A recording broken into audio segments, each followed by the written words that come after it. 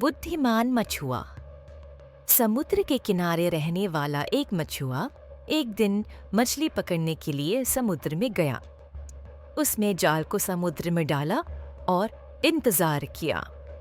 थोड़ी देर में जब जाल भारी लगने लगा, मछुए ने तब जाल को बाहर निकाला।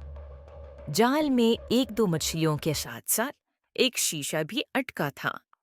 मछुआ शीशे को देखकर आश्चर्य हो गया और शीशे के ढक्कन को खोला। खोलते ही फुश से कुछ काला धुआं जैसे बाहर निकला। वो काला धुआं एक बड़ा सा बादल बना और उसमें से एक भूत निकल आया। मछुआ भूत को देखकर बहुत डर गया। भूत भयानक आवाज में जोर से कहला, कई साल पहले मैं बहुत शक्तिशाली था।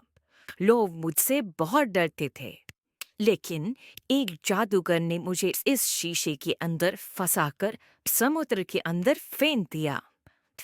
बहुत सालों तक मैंने बाहर निकलने की कोशिश की, लेकिन मैं असफल रहा।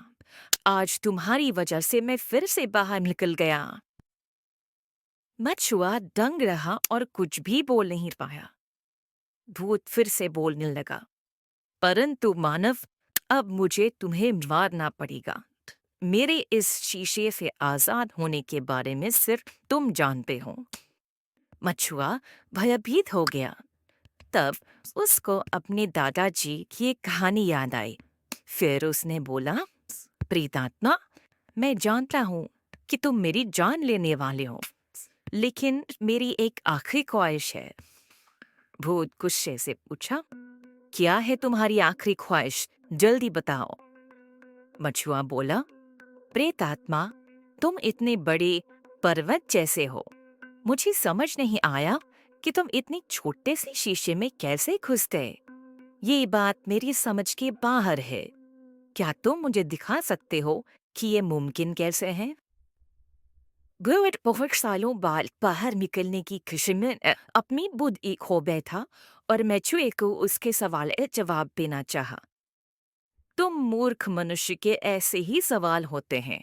हा हा हा।